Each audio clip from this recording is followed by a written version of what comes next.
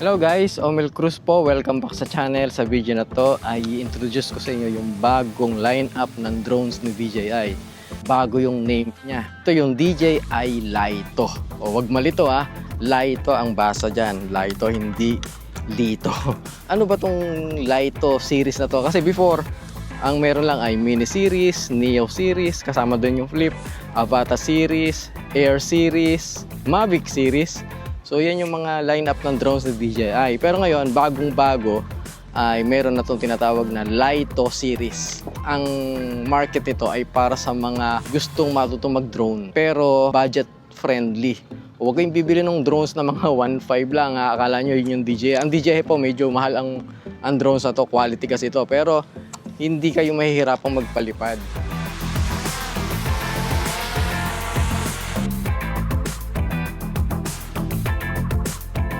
Para sa mga content creators or sa mga gustong matutong magpalipad ng drones. Yung kasing Mini 3 at saka yung Mini 4K, yan yung mga best-selling na entry-level drones ni DJI. Problema lang is napag-iiwanan na siya kasi yung mga features niya ay medyo outdated na. Una-una, wala siyang sensors, mababa yung camera quality.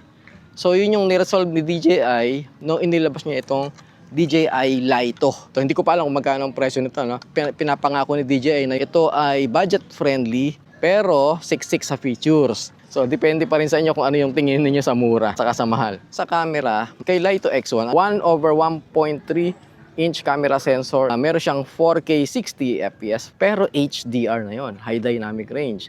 Tapos meron siyang 4K 100 fps yung slow-mo. Yes, meron siyang 10-bit dilag M sa mga mahilig magkulay, yan ang mga hinahanap nila. So, ito, mas premium ang camera niya over kay Laito 1. Yung Laito 1, camera, 1/2 inch sensor, 48 megapixel, 4K 60 fps, at meron din siyang 4K 100 fps para sa slow-mo.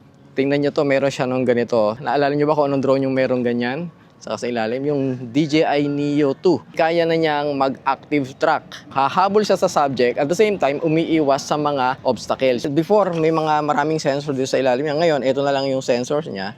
At tapos, ito na yung infrared niya, ang liit. Wala siyang mga sensor sa gilid. Sa likod, wala rin. Sa kabilang gilid, wala rin. Ang meron siya ay ito, omnidirectional sensors. So, ito ay parang sa mga 360 camera. So, ito naman yung Laito X1. Ayan. Ito, meron din siyang omnidirectional obstacle sensor sa ibabaw at saka sa ilalim. Ang kaibahan nito sa Laito 1 ay meron siyang forward-facing LiDAR. Ano daw? Forward-facing LiDAR? Napaisip ako dun Sige nga, subukan natin. Ang forward-facing LiDAR, kapag ang drone ay pinalipad mo na wala pang GPS or home point, kung ano yung dinaanan mo paalis, yun din yung dadaanan niya pabalik. Sa pagkakataon nito, dinaan ko siya sa maraming mga puno. Makabalik ka pa kaya? Hindi ko inaasahan. Ganito ang kanyang gagawin. So, panoorin niyo yung video. Ito yung time na hinit ko na yung return to home. So, nag-create na siya ng AR flight route. So, yung green na yan ang kanyang ruta pabalik. Before, ang drones ay merong preset na tinatawag na paliliparin mo siya, and then kapag pinress mo yung return to home, bago siya bumalik sa home point, umaangat muna siya sa nakaset na return to home altitude. Pero ngayon, ang mga modern drones, yung mga advanced drone, ay kaya na niya mag-set ng ganitong daanan. Mas precise yung kanyang pagbalik. Ang tawag nga ay optimal. Pero hindi ko iniset na sa isang entry-level drone, magkakaroon siya ng ganito ka-high-tech na feature. So, ayan na. Malapit na siya doon sa dinaanan ko mga puno. Tingnan natin kung ano yung kanyang gagawin. Nakahawak na ako sa controller para anytime na pwede siyang sumabit, ay kakancelin ko yung kanyang return to home. Pero nagulat ako. Tingnan nyo. Ayan o. Kayang-kaya niyang dumaan sa pagitan ng mga puno. Nakalain mo yun. Isang maliit na drone, meron ng ganyang technology. Di ba? Successful yung kanyang return to home gamit yung forward-facing LiDAR. Sa flight time, halos the same lang sila ng flight time. Kaya nitong lumipad up to 52 minutes kung ang gagamitin mo ay yung plus battery. Pero yung plus battery, hindi mo magagamit kung ikaw ay nasa UK.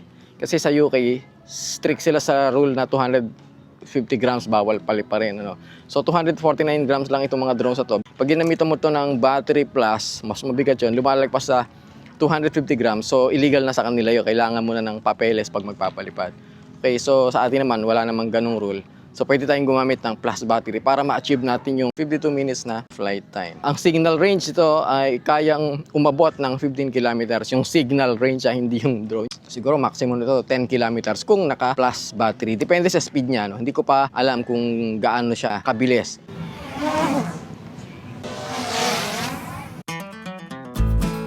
Yung kanya active track, kayang mag-follow ng subject up to 43 kilometers per hour. Mabilis na rin.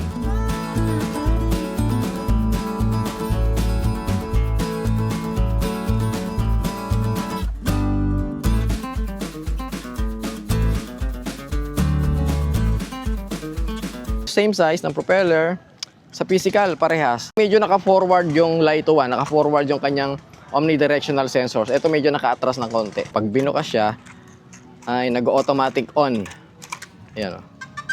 Tumunog na siya. Pero pwede mo itong i-off yung automatic on kapag binubukas yung arms. Pwede ring automatic off pag sinarado mo yung arms. Pwede niyong baguhin niya sa settings. Ngayon, panoorin naman natin yung mga shots na nagawa ko gamit yung drones na ito.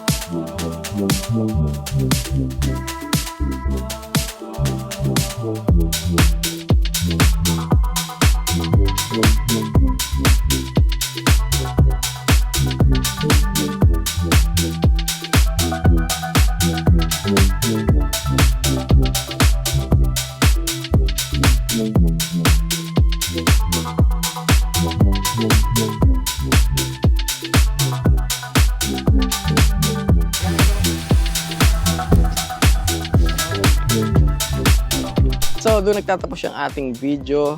Maraming salamat po sa inyong panonood. Marami pa tayong video about Lito drones. Abangan niyo yan sa susunod hanggang sa muli.